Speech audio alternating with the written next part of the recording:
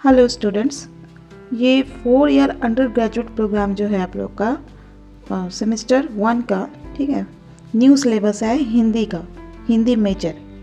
किसी स्टूडेंट ने कमेंट करके ये डिमांड किया था, इसलिए मैं ये वीडियो बना रही हूँ। आप इसको शेयर कर दीजिएगा और चैनल पर नए हैं तो इसे सब्सक्राइब कर लीजिएगा। तो आपका पेपर का नाम है हिंदी साहित्य आदिकाल से पूर्व मध्य काल रचनाएं एवं इतिहास। ठीक है, इसमें जो है आपका यूनिट 1 में है आपका, उसके बाद यूनिट 2 में कुछ चैप्टर है और यूनिट 3 में कुछ चैप्टर है। ठीक है, तो मैं आपको एक एक करके बता देती हूँ। यूनिट 1 में जो आपको पढ़ना है हिंदी साहित्य के इतिहास का काल विभाजन।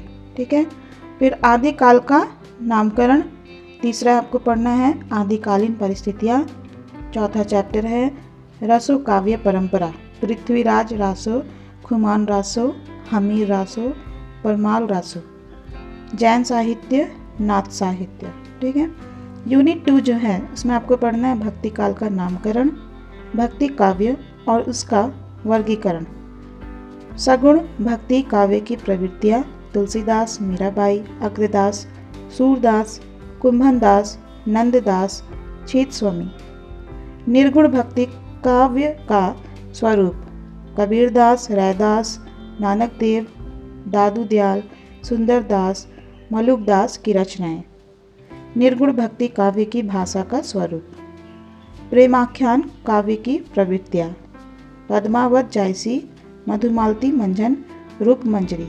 यूनिट 3 जो है आपका इकाई 3, इसमें है चैप्टर्स के नाम देखो, तुलसीदास विनय पत्रिका 1 से 5 पद,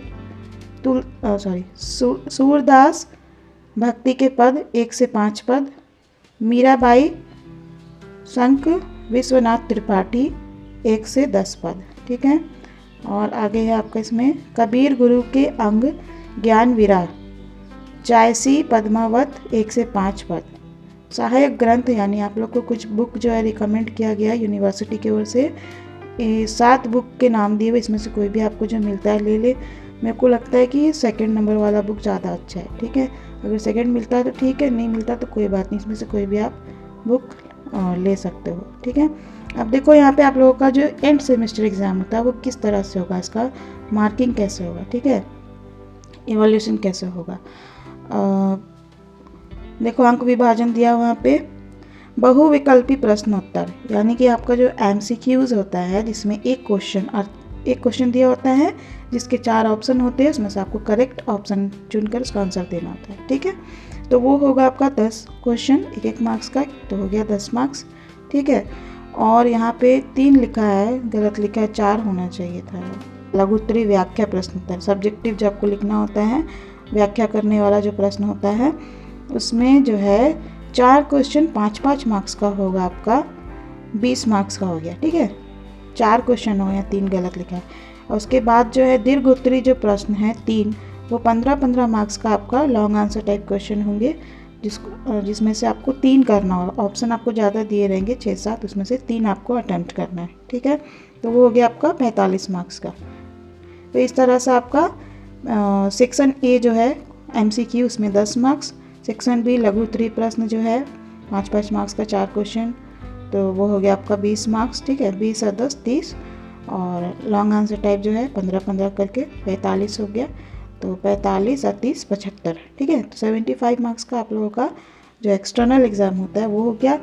और कॉलेज के लेवल पे या जो भी यूनिवर्सिटी में आप पढ़ो उस लेवल पे जो आपका होगा 25 मार्क्स आपको टीचर्स के थ्रू मिलेंगे। कैसे मिलेंगे, आलोचनात्मक वैकल्पिक 10 मार्क्स का होगा आपका। ठीक है, ये मध्य अवधि परीक्षण है, यानी कि मिड टर्म जो आपका टेस्ट वगैरह होगा, इंटरनल एग्ज़ाम होंगे उसका है। ठीक है, तो इसमें वैकल्पिक जो होंगे 10 मार्क्स का होगा।